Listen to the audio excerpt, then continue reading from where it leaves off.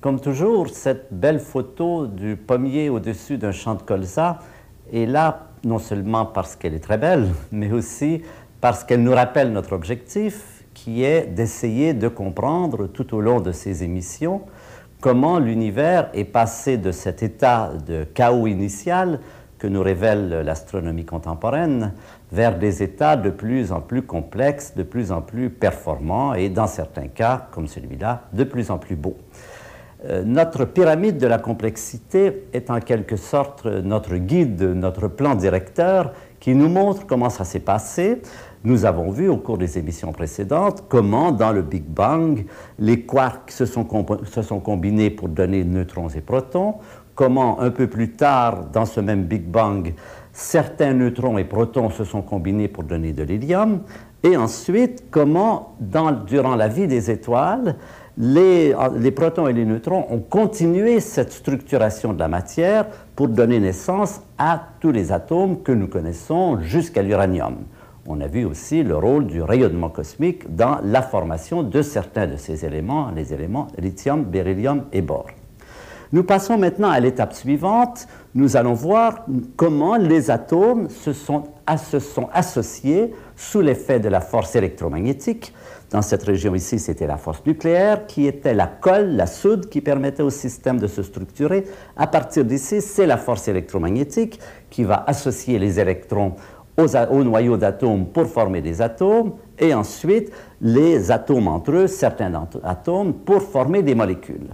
On a vu comment ce chapitre-ci se passe à la mort des étoiles dans cette matière qui est rejetée à l'extérieur des étoiles, soit dans une lente agonie des nébuleuses planétaires par des vents très puissants, mais dans un phénomène qui dure des dizaines de milliers d'années, soit dans une explosion catastrophique qui représente une supernova. Dans l'image suivante, nous allons voir un exemple d'une de ces supernovas. C'est le résultat d'une étoile qui a explosé le matin du 4 juillet de l'an 1054. Et voilà ce qui en reste quand nous regardons dans la direction de cette explosion aujourd'hui. On voit cette masse de gaz incandescente qui est en train de se disperser dans l'espace. On devine des mouvements très importants, très violents, qui vont amener cette dispersion progressive. Dans notre diagramme HR, nous allons essayer maintenant de voir où ça se passe. Il s'agit maintenant d'étoiles massives. Pour les nébuleuses planétaires, c'était des étoiles petites comme le Soleil ou à peu près. Les étoiles plus massives, rappelons-le, ont un parcours différent dans le diagramme HR. Elles commencent ici dans le domaine des nuages interstellaires, c'est-à-dire très massives, très grosses, très rouges. Ensuite, elles se déplacent vers la séquence principale où elles brûlent de l'hydrogène en hélium, mais très rapidement. Ces étoiles passent toute leur vie en moins de 10 millions d'années. Ensuite, encore rapidement, tout cela est très accéléré par rapport au sort, à la trajectoire du Soleil. Ces étoiles s'en vont dans la région des géantes rouges, et puis ensuite, après quelques zigzags que l'on connaît moins bien, qu'on commence à explorer un peu plus, elles arrivent en un point, par exemple celui-ci, où là se passe la catastrophe. Rappelez-vous ce qui se passe, c'est que l'étoile est en train d'essayer de brûler son fer. Le fer, au lieu de donner de l'énergie, en prend, et l'étoile s'effondre, implosion, explosion, et c'est en ce point-là que ces étoiles peuvent disparaître. Dans certains cas, c'est plutôt ici, dans le cas de la supernova de Magellan, c'était plutôt quelque part là, mais enfin, dans cette région, les étoiles explosent. Qu'est-ce que ça donne? Eh bien, vous le voyez sur l'écran. Vous allez le voir encore mieux sur l'image suivante. L'image suivante, c'est une carte géographique qui nous vient des Chinois. Cette supernova que nous venons de voir, qui est apparue dans le ciel le matin du 4 juillet 1054, a été particulièrement bien étudiée par les astronomes chinois, coréens, japonais, qui, à cette période, étaient des gens très minutieux et notaient exactement tout ce qu'ils voyaient d'anormal dans le ciel, l'apparition de nouvelles étoiles était immédiatement notée et puis ensuite devait être interprétée en termes de l'astrologie chinoise de cette époque pour l'empereur.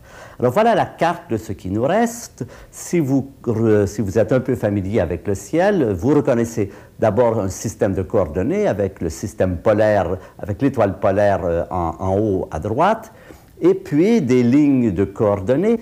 Vers le centre, un peu plus bas que le centre, regardez bien, vous allez reconnaître Orion. On voit les 3 rois mages, les 2 bras, les 2 jambes d'Orion. Un peu à droite, un petit cercle blanc plus large que les autres détails de ce dessin. Au centre de ce cercle blanc, c'est là que cette supernova est apparue. Elle était très visible, même en plein jour. Elle était plus brillante que Vénus, quelque part entre Vénus et la Lune. Ces astronomes chinois ont noté non seulement sa position, que vous trouvez là, mais ils ont aussi noté l'évolution de sa lumière. Ils ont remarqué qu'après avoir été passée par un maximum très intense, elle décroissait progressivement de jour en jour, de mois en mois, et qu'après 1 an ou 2, elle n'était plus visible même la nuit.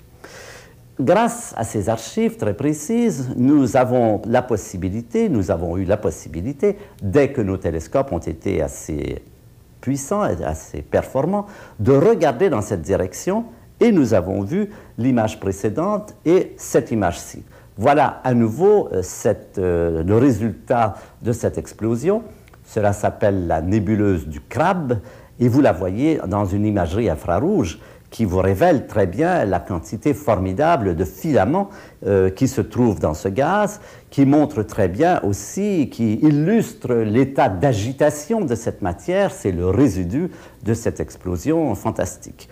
On a pu aussi l'étudier en ultraviolet et montrer que dans cette masse, il y a énormément de particules très rapides qui sont comme des rayons cosmiques, mais concentrés à l'intérieur de cette masse et qui émettent un rayonnement bleu que nous appelons le rayonnement synchrotron, rayonnement que nous connaissons bien sur la Terre puisque nous le retrouvons quand nous accélérons des particules dans les accélérateurs.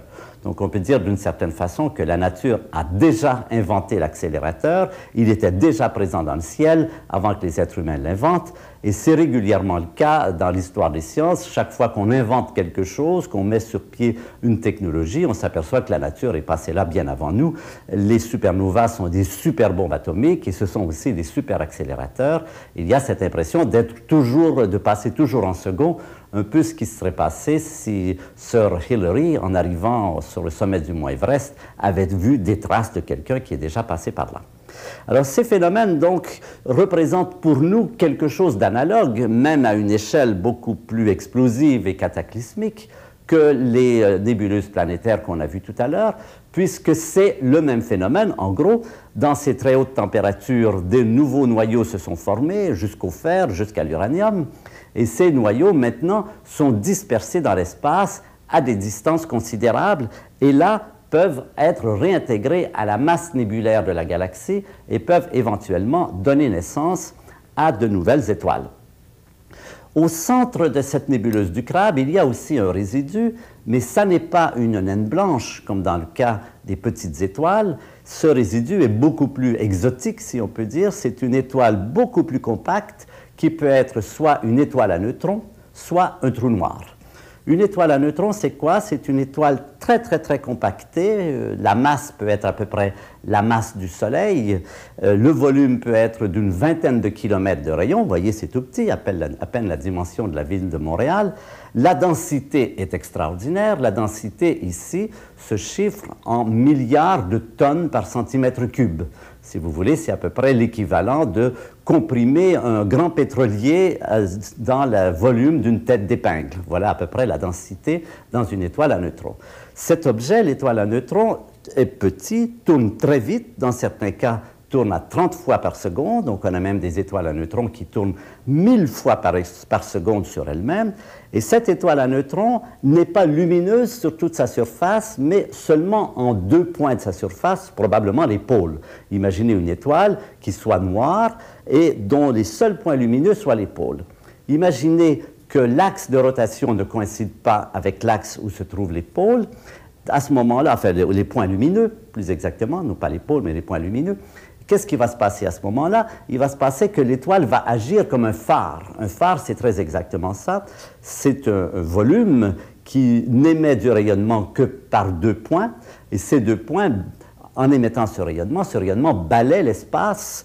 Et si on se trouve à une certaine distance, le phare a l'air de s'allumer et de s'éteindre. On sait bien que ce n'est pas le cas, puisqu'en fait, il y a toujours le faisceau lumineux, mais le faisceau lumineux ne balaie votre regard qu'à certains moments. Eh bien, le pulsar, l'étoile à neutrons, qui se comporte comme cela, s'appelle un pulsar. Ça a l'air de pulser, mais ça ne pulse pas, c'est l'effet d'un phare. L'étoile à neutrons va se comporter de cette façon. Et l'étoile qui est au centre de la nébuleuse du crabe, c'est-à-dire le résidu de l'explosion de cette étoile massive qui a donné naissance à la nébuleuse du crabe, s'est effondrée jusqu'à devenir une étoile à neutrons qui brille en 2 points. Ces 2 points en font un pulsar et cette étoile à neutrons s'allume et s'éteint 30 fois par seconde. Sur l'image que vous avez devant vous, vous avez en haut 3 étoiles et en bas 2 étoiles. Vous retrouvez 2 de ces étoiles, mais la 3e, qui est un peu en bas de celle qui est au centre, cette fois-là n'est pas visible. Eh bien là, vous avez le cas où le pulsar brille, et puis un petit peu après, le cas où il ne brille plus. On va retrouver ça plus en détail ici, par une séquence de photos qui s'étendent sur 1/30 de seconde et progressivement de la gauche vers la droite, si vous regardez de près, vous allez voir cette même étoile, celle qui est en bas à droite de l'étoile centrale, qui dans la première image n'est pas visible, et puis ensuite devient visible, et ensuite disparaît, et redevient visible, et redisparaît.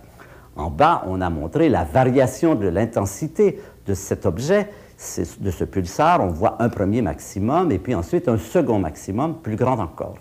Ce phénomène de la création d'étoiles très denses, avec des densités fantastiques, est extrêmement important pour l'astrophysique. C'est un laboratoire éventuel, potentiel, d'étude de la matière nucléaire à très grande densité. Ces densités sont telles que les protons et les neutrons se touchent et qu'il n'est pas impossible que dans cette matière, non seulement les protons et les neutrons se touchent, mais qu'on retourne à cet état de quark que nous avons décrit au début, que la matière soit comme refonde de l'état proton-neutron à l'état de quark, et donc qu'on ait devant soi quelque chose comme ce plasma de quark qui existait au tout début de l'univers. Il est possible qu'au centre de ces objets, on retrouve donc ces conditions de très haute densité et de très haute température qui existaient au tout début de l'univers, et c'est particulièrement intéressant d'étudier ces objets. Cas encore plus exotique, certaines étoiles encore plus massives s'effondrent et le résidu central, naine blanche pour le Soleil, étoile à neutrons dans le cas du crabe, peut se compacter encore plus, et si son rayon devient inférieur à environ 15 km, alors on ne le voit plus.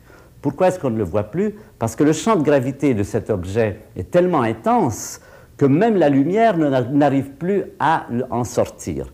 La lumière se comporte à ce moment-là un peu comme l'eau des fontaines. L'eau des fontaines monte dans l'espace et retombe sur la Terre parce que la vitesse d'éjection, parce que l'énergie de l'eau n'est pas suffisante pour permettre à l'eau de s'échapper dans l'espace.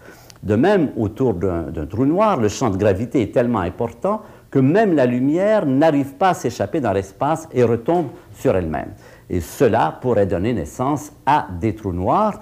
Il se peut, et on a même de bonnes raisons de penser, que dans certains systèmes stellaires que nous connaissons, il y a effectivement des trous noirs qui ont été créés par la mort, suite à la mort d'une étoile massive, suite à l'explosion de supernova, implosion du noyau central, masse suffisante pour que la matière ne soit pas en mesure de retenir, d'empêcher l'effondrement. L'effondrement se produit jusqu'au moment où le champ de gravité est trop intense pour laisser sortir la lumière. Et cela serait une des possibilités, une des origines possibles des trous noirs dans notre ciel.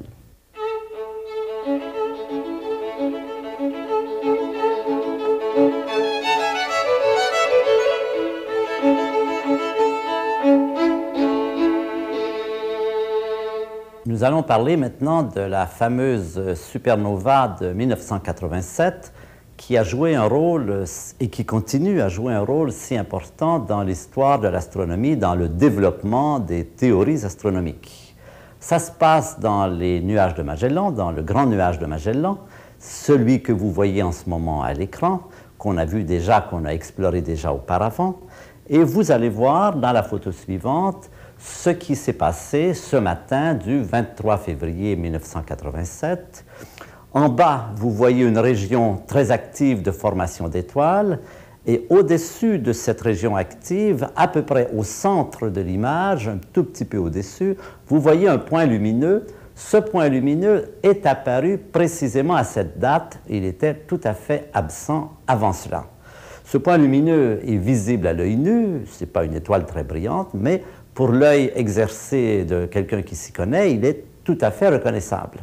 C'est bien ce qui s'est passé quand un astronome canadien, Ian Shelton, ayant travaillé toute la nuit au télescope, dans un télescope situé au Chili, a fermé le télescope le matin et, voulant rentrer chez lui, s'est aperçu qu'en regardant le ciel, il y avait cet objet très particulier. Alors immédiatement, il est rentré dans son observatoire, il a remis les machines en marche, il a bien noté la présence de cet objet et il a communiqué cette nouvelle à l'ensemble de la communauté astronomique, puisque nous avons aujourd'hui des moyens très rapides de rendre de telles informations accessibles à toutes les communautés astronomiques.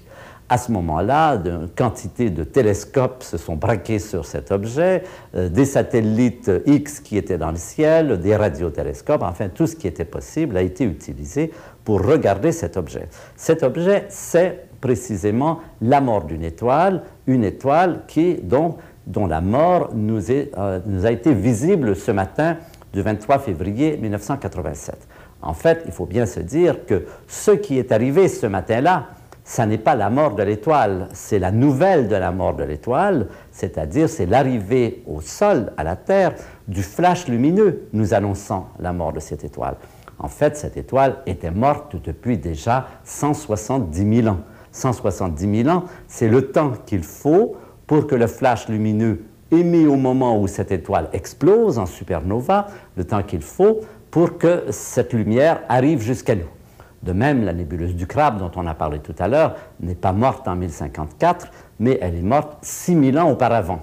En fait, là, vous voyez, l'explosion du Crabe est arrivée plus tard que l'explosion de la supernova de Magellan, mais comme l'explosion de Magellan est beaucoup plus loin, il y a eu ce retard d'environ 1000 ans. Alors cet objet, on continue à l'étudier depuis longtemps et on a appris énormément de choses sur l'évolution des étoiles et ça a été en particulier une confirmation assez extraordinaire d'une idée que les astrophysiciens avaient depuis longtemps, mais dont ils n'étaient pas certains. Bien sûr, on fait des théories, on pense qu'elles sont bonnes, on espère qu'elles sont bonnes, mais il est toujours encourageant que la nature nous envoie un message nous disant « oui, vous êtes sur la bonne voie ». Dans certains cas, elle dit plutôt le contraire. Dans le cas de cette supernova, ça a été une magnifique confirmation. Dans l'image que vous avez devant vous, c'est à nouveau la supernova.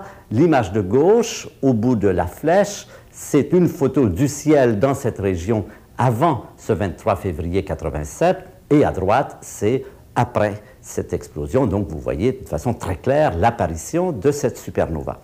Cette supernova nous a rendu des services extraordinaires. En particulier, elle a confirmé pour nous une hypothèse fondamentale qui était ceci. Les astrophysiciens croyaient que les supernovas, certains types de supernovas, pas toutes, mais certains types de supernovas, sont engendrés au moment où une étoile, n'ayant plus de source d'énergie interne, s'effondre sur elle-même, ce qui donne une implosion qui ensuite se transforme en explosion. C'est ce que je vous ai présenté auparavant. C'est ce que l'on croyait, mais évidemment, quelle preuve définitive pouvions-nous en avoir? Il s'agit là, bien sûr, d'extrapolation. Nous n'avons pas la possibilité d'expérimenter sur des étoiles au laboratoire.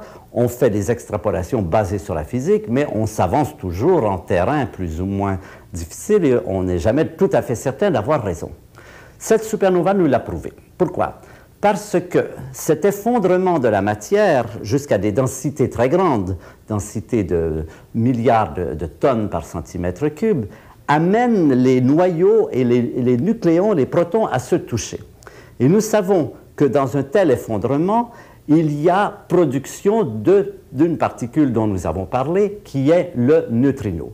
La théorie nous dit que si vous effondrez cette matière jusqu'à de telles densités, il y aura forcément, au moment où ça rebondit, parce que c'est bien ce qui se produit, ça rebondit, au moment où ça rebondit pour partir, il doit y avoir un flash de neutrinos d'énergie assez élevée, qui est dispersé dans l'espace.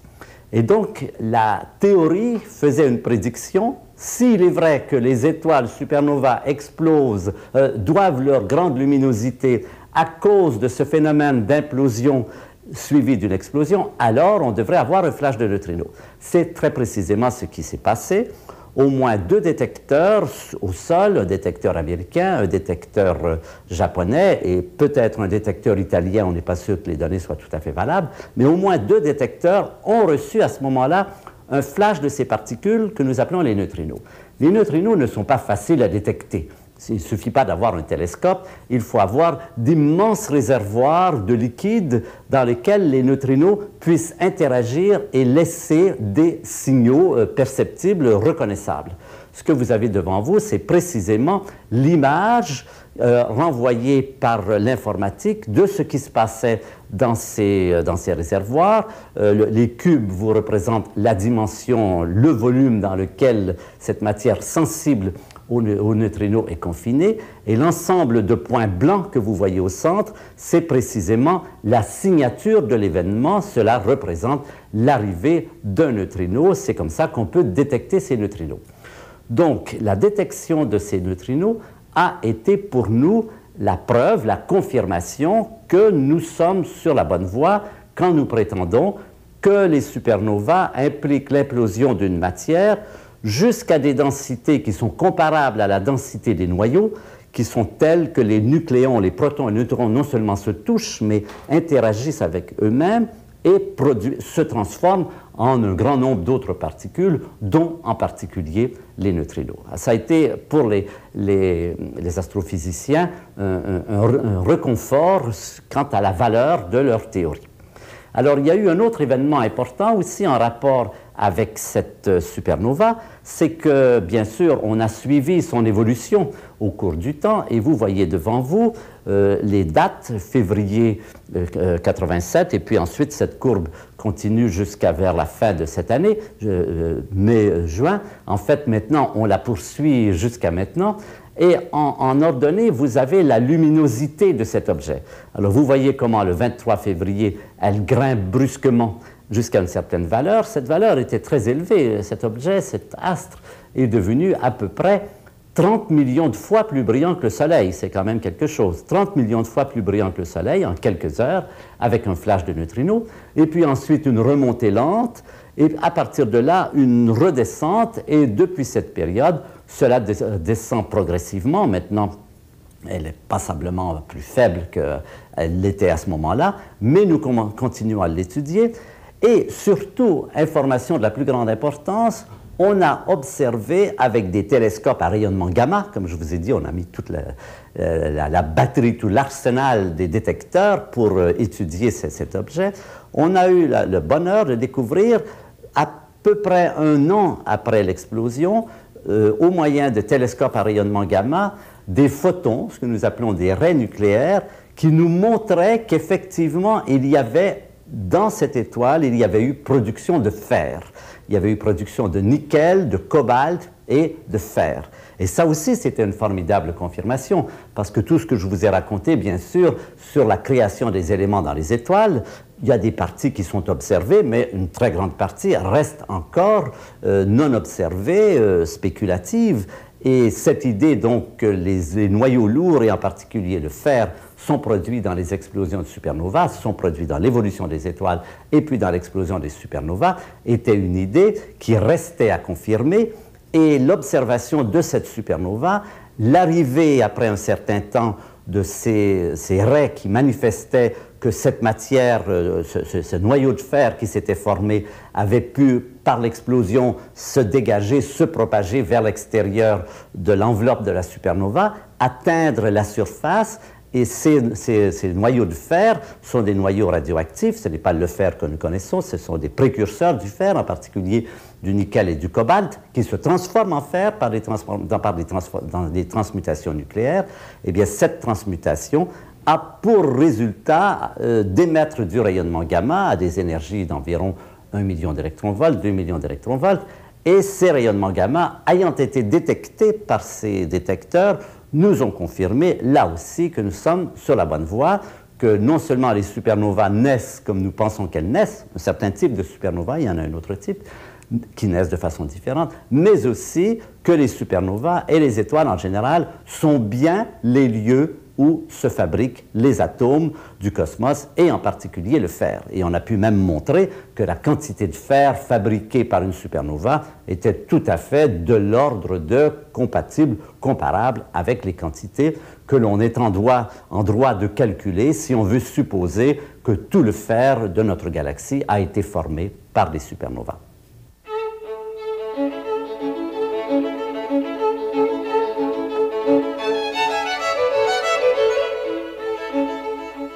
Ce phénomène d'explosion de supernova est un phénomène qui se passe régulièrement dans la galaxie depuis des milliards d'années.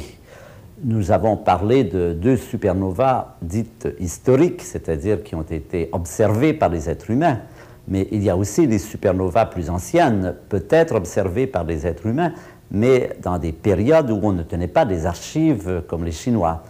Ce que vous voyez devant vous, cela s'appelle la dentelle du cygne. Sur un fond de ciel extrêmement lourd, extrêmement chargé, on est dans la Voie lactée en ce moment, c'est pour ça qu'il y a une telle densité d'étoiles. Vous distinguez une espèce de frange lumineuse qui part en haut à gauche et qui descend vers le bas à droite. Cela s'appelle la dentelle du cygne. Pourquoi le cygne? Parce qu'on est dans la constellation du cygne, une constellation qui se trouve à peu près au zénith en été, vers 11h minuit.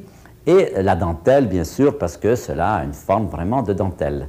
Il s'agit là du reste, du rémanent, comme on dit, d'une explosion de supernova qui a eu lieu il y a plus de 30 000 ans.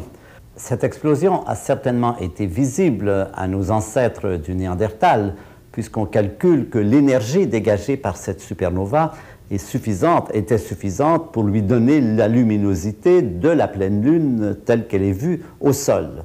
Malheureusement, l'écriture n'existait pas à cette époque et nous n'avons pas d'archives. Pourtant, grâce à notre connaissance de l'astrophysique et des lois de la matière, nous pouvons retracer cette période et nous pouvons donc évaluer la date de cette explosion à environ 30 000 ans.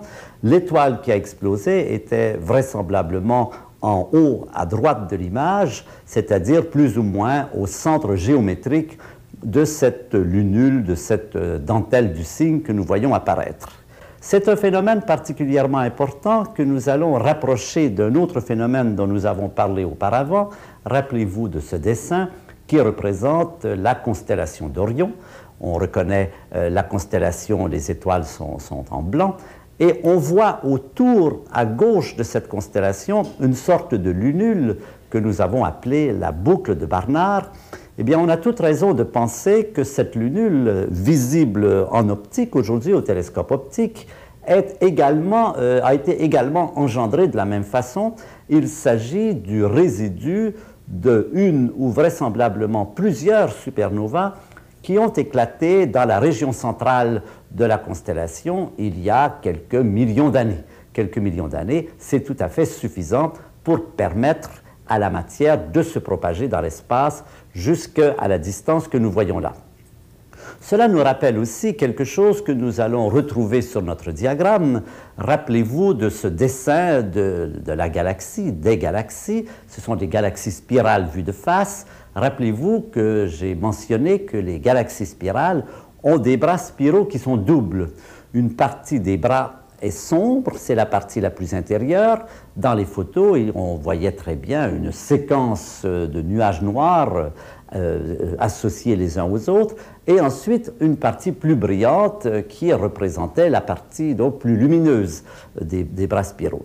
Rappelez-vous aussi ce que j'ai dit, la galaxie tourne sur elle-même dans un mouvement comme ceci, Mais les étoiles elles-mêmes tournent par rapport à la galaxie. C'est-à-dire que les étoiles ne sont pas fixées dans les bras de la galaxie, mais ils se déplacent d'un bras à l'autre.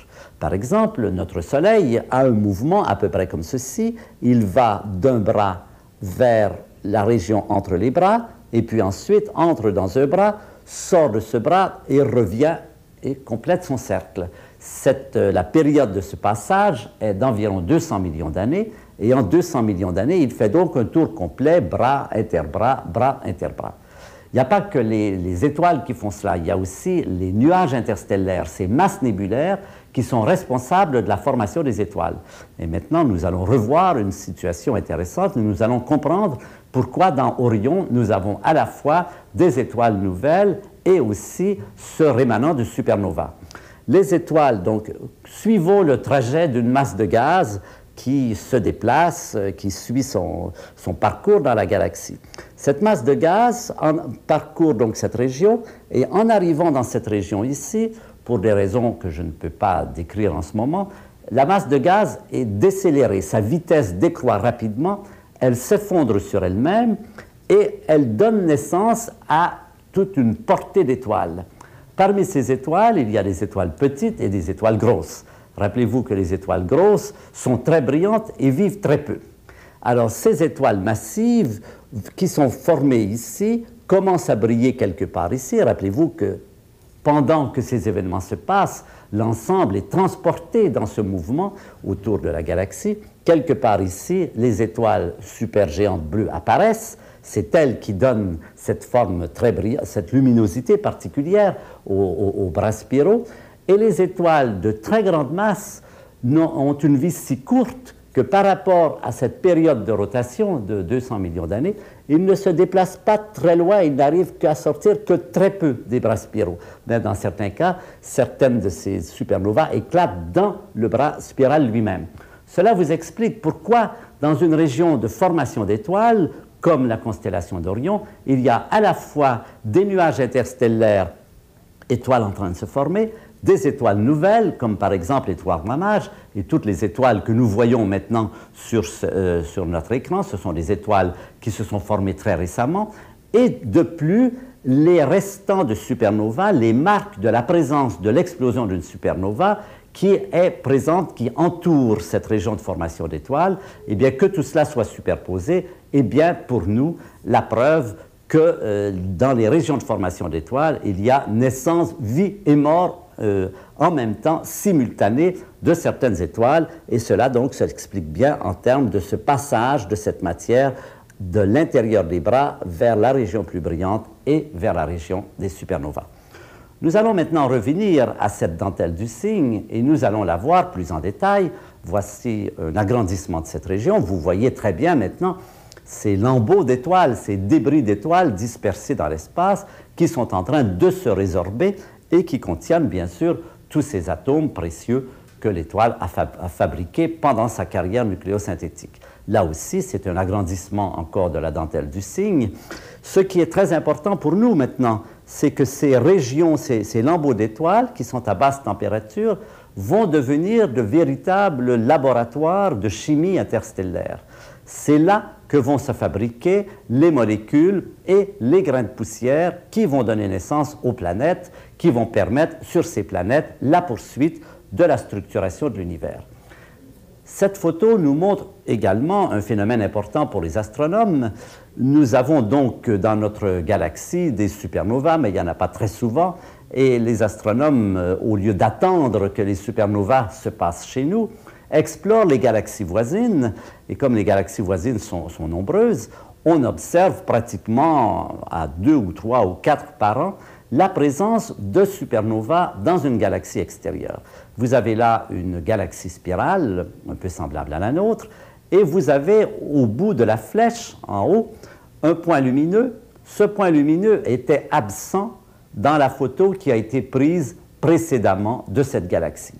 Cela représente une supernova telle qu'elle est apparue un certain jour, telle qu'elle a été photographiée, détectée un certain jour dans une plaque photographique. Vous voyez que ce point lumineux, qui ne paraît pas très brillant à l'échelle de la galaxie, en fait, si je vous rappelle qu'une galaxie, ça contient 100 milliards d'étoiles comme notre Soleil, vous prenez conscience de l'importance de ce point, de la luminosité de ce point.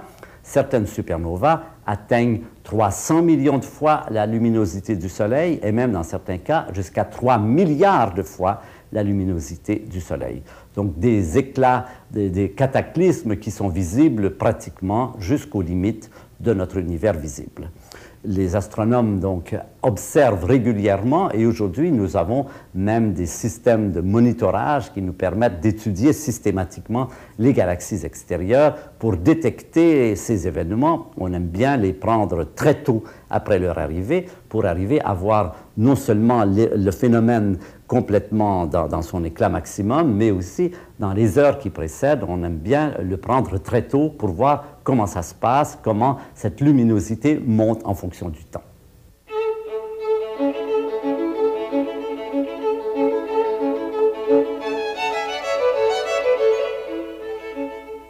L'action maintenant va se passer dans ces rémanents de supernovas qui vont devenir des laboratoires de chimie interstellaire dans lesquels des molécules nouvelles vont se former.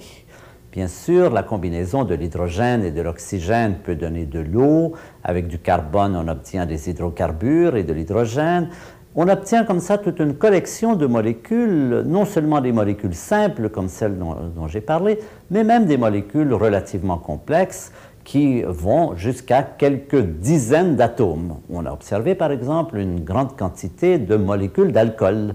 L'alcool que nous buvons, nous en retrouvons des molécules un peu partout dans l'espace, non seulement au voisinage de notre Terre, mais aussi au voisinage des étoiles les plus lointaines et jusque récemment dans les galaxies, des galaxies passablement éloignées. C'est là un des chapitres les plus intéressants de la radioastronomie, c'est l'étude de la détection dans notre espace interstellaire et dans les galaxies éloignées de ces molécules interstellaires qui ont été engendrées par la combinaison de ces atomes simples qui émergeaient des étoiles au moment de l'explosion, au moment de leur mort. Vous avez ici un exemple d'une molécule, je ne sais pas si celle-là exactement, on la trouve dans l'espace, mais c'est un peu pour montrer qu'on découvre des structures moléculaires relativement complexes et que déjà l'espace possède une certaine fertilité sur le plan de l'association moléculaire, sur le plan de l'apparition de structures liées par la force électromagnétique. Il n'y a pas que des molécules qui apparaissent, il y a aussi quelque chose qui ressemble à des molécules, qui est une sorte de molécule, mais que nous allons appeler des grains de poussière. Les grains de poussière, on en a déjà vu, on en a déjà parlé, il y en a beaucoup dans l'espace. Cette image des Pléiades, l'image brouillée de ces étoiles par ces espèces de cirrus, de filaments, nous savons que ces filaments sont constitués de l'accumulation de myriades de ces petites poussières. Une poussière interstellaire, eh bien, nous avons pu en capturer avec des avions qui sont allés les chercher au-delà de la Terre. Et voilà ce que ça donne quand on la regarde au microscope. Une poussière interstellaire, c'est un petit grain de sable essentiellement. C'est tout petit. Ce que vous avez là, la dimension, c'est d'environ 1 micron, c'est-à-dire 1 millième de millimètre. Ça n'est pas visible à l'œil nu. C'est à peu près la dimension des grains de la poudre de talc. Vous savez très bien qu'on ne peut pas voir les grains individuels de la poudre de talc comme on peut voir les grains de sable. Et pourtant, c'est déjà passablement compliqué. Regardez cette forme assez biscornue. Eh bien, ces grains de poussière, donc, sont formés d'atomes, surtout d'oxygène et de silicium. Et si maintenant on veut en voir la structure atomique, ça donne à peu près quelque chose comme ça. C'est un réseau très serré d'atomes d'oxygène et d'atomes de silicium pris dans une maille cristalline qui s'étend sur des dimensions assez grandes. C'est tout à fait la structure donc de nos grains de sable qu'on retrouve comme ça dans l'espace. D'où viennent ces grains de sable? Eh bien là aussi, l'origine est la même que pour les molécules dont on a parlé tout à l'heure. Ce sont des molécules cristallines, pourrait-on dire, qui sont composés d'atomes de silicium et d'oxygène. Et d'où viennent ces atomes de silicium et d'oxygène? Bien sûr, du centre des étoiles qui, pendant leur vie, ont fabriqué ces atomes grâce à des réactions thermonucléaires. Et ensuite, ces atomes ont été éjectés à la mort de l'étoile, ou bien sous forme de nébuleuses planétaires, ou bien sous forme d'explosion de supernova. Dans les rémanents de supernova, il y a des quantités donc d'atomes de silicium et d'oxygène qui se combinent pour donner ces grains de poussière. Et ces grains de poussière, à leur tour, vont jouer un rôle fondamental dans l'élaboration des systèmes planétaires autour des étoiles. Alors, comment ça se passe? Eh bien, chapitre suivant, voilà donc tout le matériel dispersé dans l'espace. Ces grains de poussière, comme les molécules dont on a parlé tout à l'heure, se dispersent et sont soumises à quelque chose dont nous avons parlé auparavant, qui est le rayonnement cosmique. Voilà ce qu'on pense de la constitution de ces grains dans l'espace. Il y a un petit noyau rocheux, celui qui est composé d'atomes de silicium et d'oxygène, et sur ce grain se sont déposées ce que nous appelons des glaces.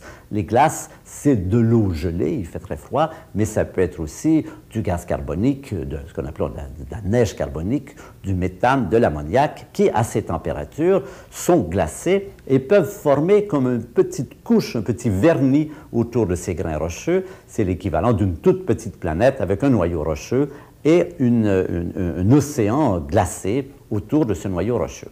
Ces grains de poussière sont soumis continuellement au rayonnement cosmique. Nous avons vu que le rayonnement cosmique joue un rôle important puisque nous l'avons vu en train d'engendrer les éléments lithium, beryllium et bore. Nous le retrouvons à nouveau. Sous l'impact de ces rayonnements cosmiques, il se produit des réactions chimiques. Ces réactions chimiques peuvent accélérer la formation des molécules, c'est-à-dire qu'à la surface des grains, des atomes qui sont excités, qui sont amenés à des niveaux d'excitation importants, qui reçoivent beaucoup d'énergie par ce rayonnement cosmique, peuvent s'associer, faire des molécules, et ces molécules, après un certain temps, quittent le grain de poussière et s'en vont dans l'espace. Donc on pense que là aussi, le rayonnement cosmique joue un rôle important. Il serait une sorte de catalyseur de la production de molécules dans l'espace interstellaire. Puis ces grains de poussière se dispersent, se propagent, se répandent dans les nuages interstellaires dont nous avons parlé récemment. Et là, nouveau chapitre, ces nuages interstellaires, certains d'entre eux vont se condenser pour former des étoiles. Donc nous revenons à ce chapitre de la formation des étoiles.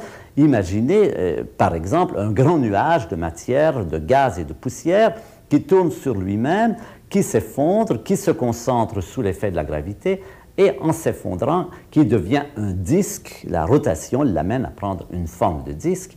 Et nous allons maintenant assister à la naissance d'une étoile très particulière qui nous intéresse, c'est le Soleil. Voilà comment on pense que le Soleil est apparu à partir d'une nébuleuse de gaz et de poussière qui porte le nom maintenant de nébuleuse protosolaire, puisque bien sûr, c'est la nébuleuse qui, dans notre esprit, a créé le Soleil et le système solaire il y a 4,5 milliards d'années. Alors vous avez des images successives sur l'écran dans lesquelles vous voyez d'abord ce disque en rotation rapide, aplati sur le pourtour, et de ce disque, la condensation de ces poussières va donner naissance au Soleil au centre, poussière et gaz pour le Soleil. À l'extérieur, ce sera surtout les poussières. Alors, regardez l'étape préliminaire, ce disque en rotation rapide sur lui-même, et puis regardez maintenant le travail fini sous forme d'une maquette. Voilà le résultat, le système solaire. La partie centrale de la nébuleuse s'est condensée pour former le Soleil. À la périphérie, le matériau qui circulait en orbite autour de cette nébuleuse s'est condensé à son tour pour former à leur place respective les différentes planètes, petites près du Soleil et plus grosses plus loin, parce que comme il fait suffisamment froid, elles peuvent retenir aussi des gaz légers comme l'hydrogène et l'hélium. Vous voyez aussi au-dessus de ce plan du système solaire l'orbite d'une comète. Les comètes ont ceci de particulier qu'elles ne sont pas généralement situées dans le même plan. Ce plan, je vous le rappelle, nous en avons parlé au tout début, c'est le plan du zodiaque et de l'écliptique. C'est le plan dans lequel se trouvent la Lune, le Soleil et les planètes quand nous les regardons dans le ciel. Et c'est ce qui explique pourquoi tous ces objets sont toujours situés dans la même fraction du ciel. Alors, comment ça se passe pour que des grains de poussière s'accumulent pour former des planète aussi massive que nos planètes, la Terre, la Lune, eh bien, c'est par une accumulation progressive de ces grains de poussière, sous l'effet des forces chimiques qui les amènent à se lier, plus tard sous l'effet de la force de gravité qui va compléter le travail. Ce que vous voyez ici, c'est une étoile filante. Une étoile filante, c'est pour nous un spécimen précisément d'un petit objet formé de grains de poussière.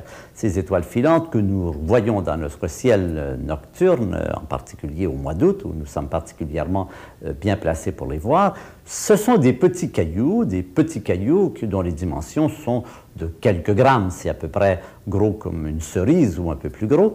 Ces petits cailloux qui se baladent un peu partout dans le système solaire, il y en a un très grand nombre, généralement elles sont d'origine cométaire, elles viennent de la désintégration des comètes. Ces petits grains de poussière, à l'occasion, petits cailloux plutôt, frappent l'atmosphère et en entrant dans l'atmosphère, elles se réchauffent par le frottement, par le ralentissement que provoque l'entrée dans l'atmosphère et elles font ce tracé lumineux qui nous montre l'endroit où le grain de poussière, le petit caillou, s'est volatilisé. Devant vous, vous avez une étoile filante particulièrement importante, ça devait être un caillou un peu plus gros, puisque au bout de son parcours, il y a vers le bas cette espèce de tache blanche élargie qui représente quelque chose comme l'explosion, ça a tellement chauffé que ça a explosé. Donc les étoiles filantes sont pour nous la manifestation de l'existence de ces petits corps qui se sont formés à partir des grains de poussière qui existaient dans l'espace et qui provenaient de la mort des étoiles massives ou moins massives. La Terre reçoit continuellement du matériau rocheux comme celui-là, et au cours des années, on a pu progressivement étudier la distribution du volume, des masses des corps qui tombent sur la Terre. Dans le diagramme que vous voyez ici, vous avez en bas, en abscisse, la masse des grammes jusqu'à 1 gramme à droite, 1 microgramme et un microgramme à gauche. En haut, vous avez cette bande sombre, cette bande blanche, pardon, présente le nombre, la quantité de ces météorites qui tombent sur la Terre ayant une masse donnée. Vous voyez qu'il tombe énormément de tout petits météorites qu'on appelle des micrométéorites qui ne sont pas visibles à l'œil nu, qui sont visibles par les observations radio puisqu'ils laissent une traînée radio. Et puis ensuite, on voit qu'il tombe de moins en moins des quantités plus faibles de météorites plus importants. Quand les météorites ou les étoiles filantes, c'est la même chose, les cailloux, disons, ont des dimensions qui approchent à peu près 1 gramme, cela donne naissance aux étoiles filantes. Et il tombe également des objets beaucoup plus massifs. On va voir par exemple un objet une météorite qui est tombée sur la Terre. C'est une météorite dont les dimensions sont d'environ 10 à 20 cm, qui pèse quelques kilogrammes. C'est une météorite qui est tombée sur la Terre il y a quelques années et ces météorites, on les étudie avec énormément de soin. Parce qu'en les étudiant, on arrive à reconstituer quel était le passé du système solaire. Ce sont un peu comme pour nous des archives qui nous permettent de comprendre ces phénomènes que nous étudions. Ces météorites, ces pierres, on en a un autre exemple ici. Vous voyez que celui-là, il a été bien étudié, on l'a taillé, on a fait des carottes à l'intérieur. Les physiciens, les scientifiques variés essaient d'en avoir des fractions pour essayer de les soumettre à des analyses physiques, chimiques, géologiques. Et l'ensemble de tous ces travaux nous permettent d'apprendre des choses sur le passé de notre système solaire. Il faut bien dire que ces météorites sont des cailloux qui circulaient dans l'espace depuis vraisemblablement le tout début du système solaire. Ils ont été créés en même temps que la Lune, le Soleil et la Terre, et depuis ce temps, contrairement à la Terre, par exemple, qui a été beaucoup modifiée par des phénomènes géologiques, ils ont continué leur existence sans aucune modification, de sorte que ce sont de véritables archives des phénomènes qui ont donné naissance à ces cailloux par l'accumulation de ces grains de poussière et à partir desquels on peut arriver à reconstituer comment ça s'est passé.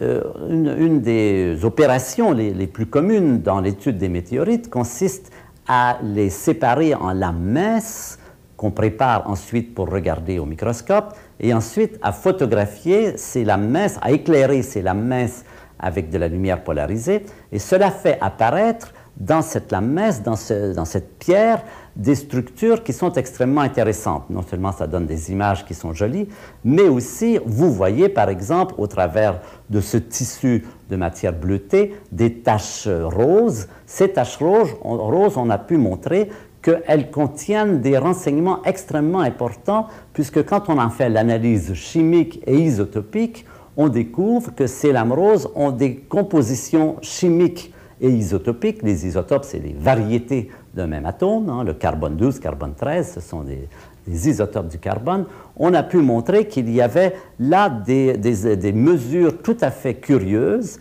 qu'on peut interpréter aujourd'hui en termes de ceci. Ces grains, ces petits grains, ces inclusions, comme on dit, nous renseignent sur la présence de supernovas qui ont éclaté au voisinage du système solaire quand le système solaire était en formation. En d'autres mots, ils contiennent des isotopes très particuliers qu'on peut relier de façon à peu près certaine à l'existence d'éléments radioactifs qui ont été projetés en dehors d'étoiles qui se passaient au voisinage du système solaire. Rappelez-vous la constellation d'Orion. Rappelez-vous que dans Orion, on a vu que les étoiles en formation étaient dans le voisinage d'étoiles en train de mourir, de supernovas. Les supernovas éjectent donc toute leur matière. Dans cette matière, il y a des noyaux nouveaux, des atomes nouveaux. Certains de ces noyaux sont des noyaux radioactifs à relativement courte vie. Certains d'entre eux, par exemple, ne dureront pas plus de quelques millions d'années. Quelques millions d'années, pourtant, c'est suffisant pour qu'après l'éjection, ils soient ensuite incorporés dans les grains de poussière et ensuite incorporés dans le tissu d'une météorite.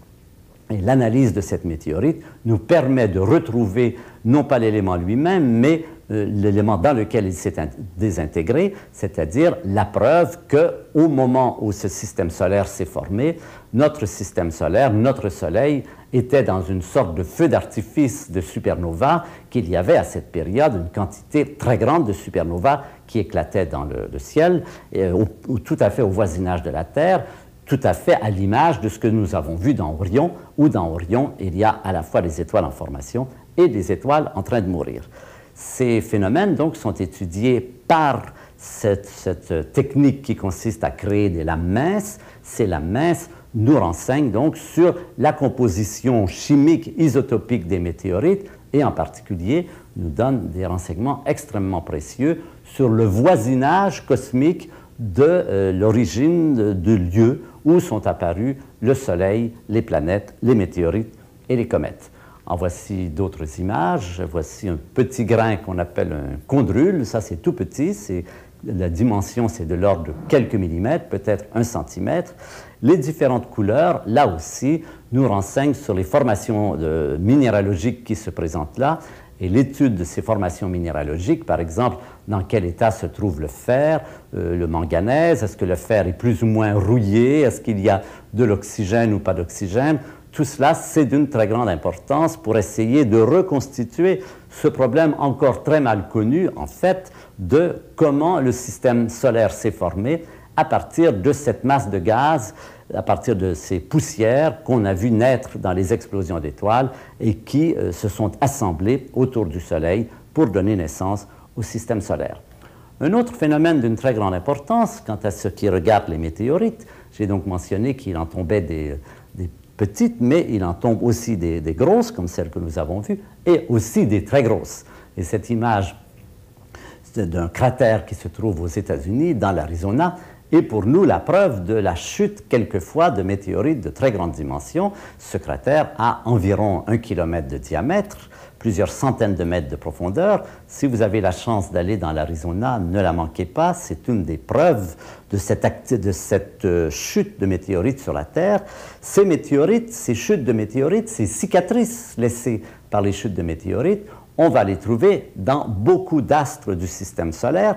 Vous avez ici un satellite de Mars qui s'appelle Phobos, satellite de toute petite dimension, environ une trentaine de kilomètres de diamètre, et pourtant, vous voyez comment sa surface est complètement marqué de ces cratères.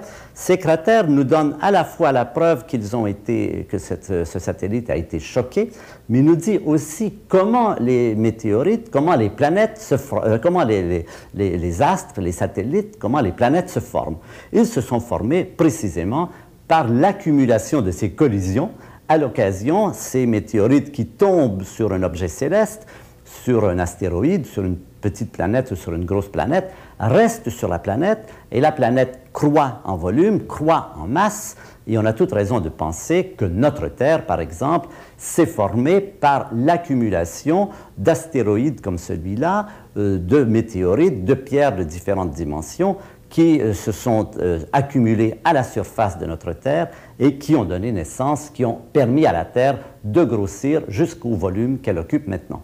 Voilà une autre image d'un autre satellite de Mars, Deimos. Nous verrons que chaque fois qu'il y a des petits cailloux, ça c'est des cailloux de quelques dizaines de kilomètres, ils sont toujours marqués de ces cicatrices de cratères météoritiques. Ces cicatrices, pour nous, nous disent comment s'est formé le système solaire, comment le système solaire au début était le lieu d'une quantité invraisemblable de corps circulant dans toutes les directions et de collisions laissant des marques comme celles que nous voyons devant nous.